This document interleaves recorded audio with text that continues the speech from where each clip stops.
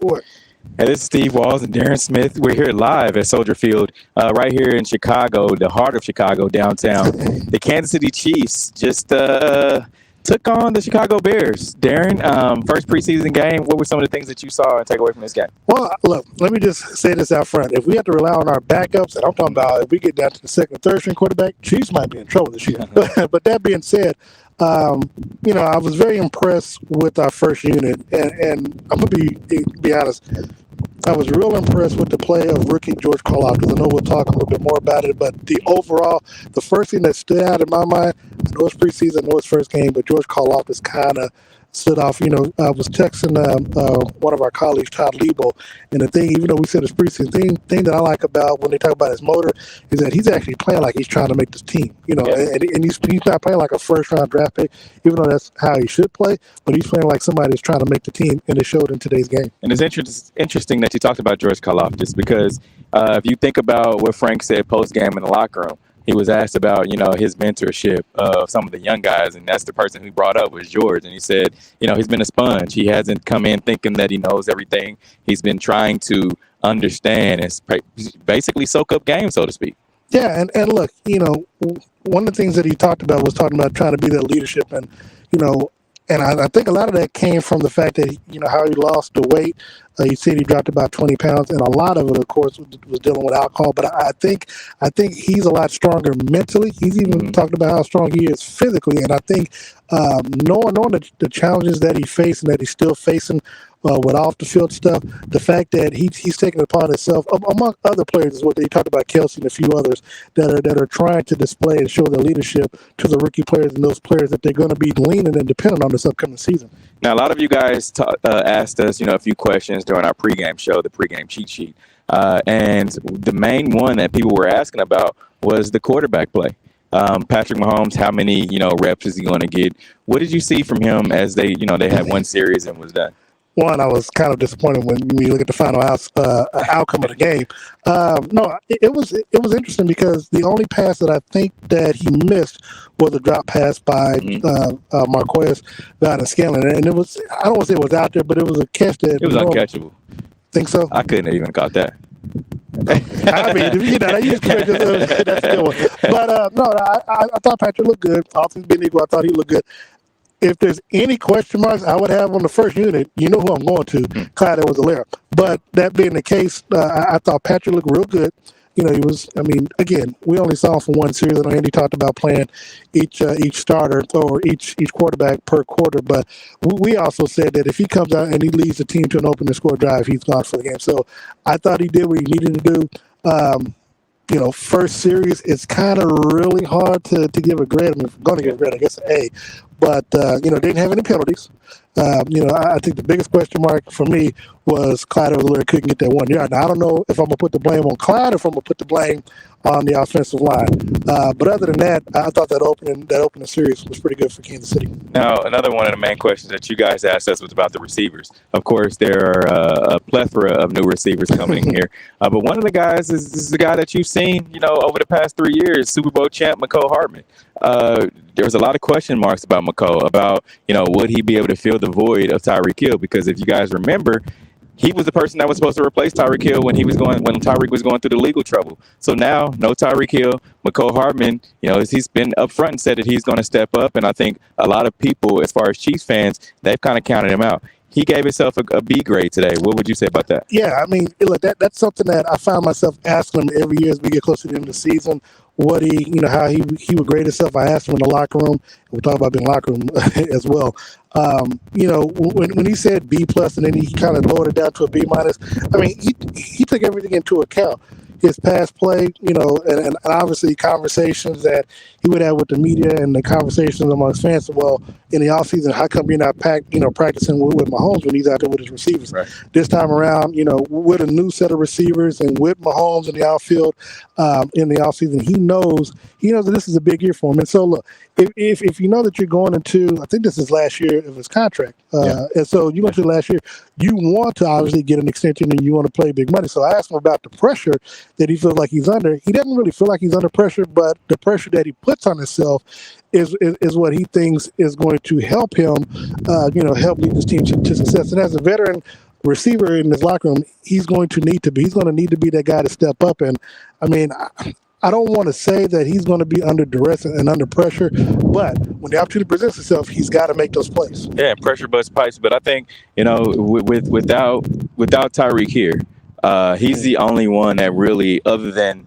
the outlet of Travis Kelce. Yeah. He's the only receiver that really knows the scheme and knows the game plan really well, to where he can play any position. The X, Y, slot, any position on the field, he's able to play. And so I think even Patrick Mahomes had said earlier this week that McCole is going to have the same job duties that Tyreek Hill had. Yeah, and I mean, but you know what?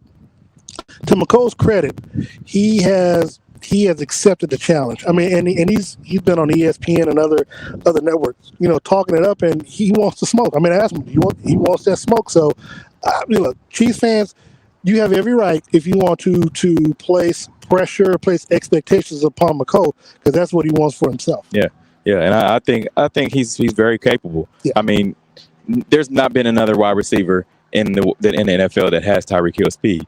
But McCole in this era. Yes, yeah. But McCole has speed as well. So I think, as long as he hones his skills, and I've said this, a lot of people don't agree, but once the Chiefs pulled Tyreek from special team duties and he only had to focus on being a wide receiver, that's when he took his leap. Well, and look, we've always said that because Tyreek, his rookie year, was a Pro Bowl returner, but he knew he wanted to be a number one wide receiver. But what did he do after that rookie year?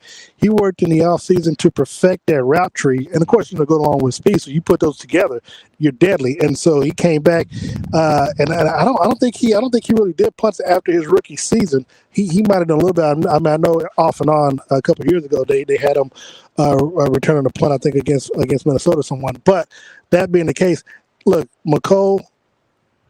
One, it will save some hits off his body, and will save some years for him not returning kicks anymore. Again, if it's a special occasion or need be, fine. But I really don't think that it's going to be necessary for him, because what he's able to do. Again, like you said, if he's able to just focus on just offense, I think it's what. But with Sky Moore and of course Pacheco. Those are duties that he doesn't have to worry about anymore. We've talked about the running backs, wide receivers, quarterbacks, offensive line. How about the defense? Let's talk about the cornerbacks. Justin Reed, new addition to the team. Juan Thornhill came out earlier and before trainer camp and said, "Hey, I'm going to have an All-Pro type season." What'd you see from the safeties? Well, it depends. Are we talking about Cook? Because if we factor Cook in there, in the mix. There's some question marks. But looking at the starters, I thought the starters played well. Again, they kept Justin Fields out of the end zone as long as they were on the field. So one thing, they are fast. Yeah, they are fast, and if they make mistakes, they're going to make mistakes at a fast pace. Right. So that's that's one of the things that Justin talked about. Like, if you're going to make a mistake, do it fast. Don't repeat it. And that's a lot of what we did see. Like, if there were some mistakes, they didn't repeat it, and at least they went at full speed. And we got a chance to see the defensive backs. A lot of the young guys, and everybody on that defensive cornerback position is fairly new. Yeah. What'd you see from those guys? Because Justin Reed talked about earlier this week. He said, the young guys, he's giving them all the praise right now. Yeah. But as long as they don't make the same mistake twice. No, I mean, again, they're young. I mean, and obviously Spags didn't put too much on them. It is the first game, so he wasn't going to put too much on them.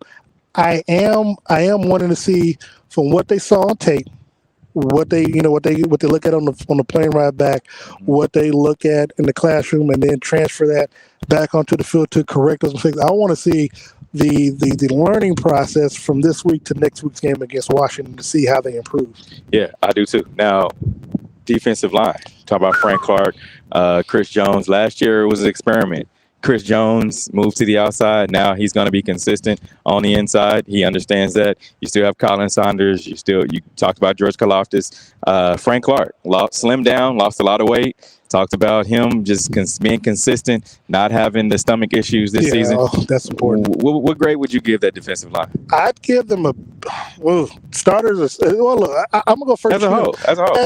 As a whole, they got to the quarterback, so I'm gonna give them a B plus because they got to, and led by George, because George, as I mentioned before, George is playing like someone who's trying to make the team instead of someone who's going to be probably a day one starter. I'm looking to see once they get everybody and get them into game shape, including Dunlap and others, man. I really and obviously as they get to play more series and more reps as they ramp up to the start of the regular season, I'm really looking forward to it because I think as we talk about, you got to mix rookies and second year players with these veterans. I think but they have to be able to blend. They had to blend, but also, and I think I don't know if it was Justin or George or someone who had told us, but the fact that you got so many, you got 12 rookies in this draft class. However many of them make that team though, but the fact that they can able to mix and gel with the with the veterans, and you got the first couple of units where they're able to sink in and sink out. As long as you're not getting a drop in production, I think those rookies, especially the rookies and starters like Willie Gay and Nick Bolton, you add that in there with the veterans of Frank and George, Dunlap coming in, Carlos Dunlap coming in. I think when you mix that together with Chris Jones, there's a lot of energy there, and I can see some special things taking place with this defense. I can too. But last but not least, the linebacking core. Talked to Nick Bolton, after the game. The new guys. Nick talked about being able to just play his normal pace, his college pace, but faster. Yeah, he's able to play faster. The game slowed down for him. What did you see from the linebackers? Speed. Yeah. Speed. And look, one of the things that you and I, we talk with Nick in the locker room, we talk about how fast how fast he talks. We kind of talk fast too. So we're able to understand him. But since he's the one that has to call the plays and stuff out, he also has to enunciate and make sure that everybody understands, because it's just his nature in that and how he speaks. But I like the leadership that he has. I mean, and like I said, he's someone that gets after it. He got kind of thrown into the fire last year. Willie Gay now is finally healthy. I mean, you and I, we saw him on the sidelines kind of, jamming and bumping to the music and stuff. I like that energy that they have. And again, you just want that to transfer onto the field and to make big plays. Obviously, you never want to go home with a loss, especially a preseason loss, because the biggest takeaway that I would say is that what they did in the AFC Championship game, where they gave 18 unanswered points away, so basically 19 unanswered points. They gave 19 unanswered points away in this game as well. So, I mean, while we gave them decent grades, that is still a concern. Preseason or not, you got a 14-0 lead, and your defense, second, third, fourth team, still gives up 19 points against, like you said, other players that aren't going to be making a team that's going to be at the supermarket. So that would be, I guess, if I had any concern, that would still be my biggest concern, because I know Steve Spagnuolo is not happy about that. So, guys, we appreciate you. Hold on, before we go, I got to ask this, because it's been 2 years, man. Yeah. Finally back in the locker room, man. How you feel about that? You know what? It's kind of it's exciting, man, because we went kind of riding the bike. 2019. We were in the locker room leading all season, leading up to the Super Bowl, and then 2020, nothing. 2021, nothing. Yeah. So it's almost been 3 years since so it's kind of like getting back into the groove of having your questions locked and loaded, being able to ask guys. And then I'm like, okay, well, do I need to go over here? Do I need to go over here? Do I need to go back to I couldn't exactly remember how we used to do it, because the podium, coach would be talking at the podium. And so, and the biggest thing was, we at least had like 10, 15 minutes in the locker before Andy, and then whoever wanted to go, and then if they finished, if anybody's else in the locker room, you could do it. This time around, granted, it was only 6 of us. Yeah. I know a few of us, and you and I were in the locker room the whole time. I think the biggest challenge for you and I, as it relates to how the rest of the season is going to go, is because we're one-man band for our respective outlets. It's like we're going to have to set our stuff up in the press room, hit the record button, and then, run over to the locker room, and depending on who's up or who wants to ask, if we want to ask Patrick someone a question, run back and forth and try to get stuff done. But we saw how excited the players were. Or most of them. That was back in the. Frank was hugging, dapping us up, and a few others are like, "Man, we just glad y'all back in here." And so, I think for us, it is a huge responsibility that we have, and we don't take it lightly. It is actually good to be back in the locker room.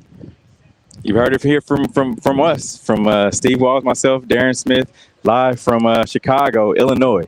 Man, it feels good to be back on the field. It feels great to be back on the field under the lights right now. It was a great game. And we'll be bringing you coverage all year long, up and until the Super Bowl. Exactly. And so, for Darren Smith, Steve Walls, thank you so much for joining us today. We'll see you next week at Arrowhead Stadium.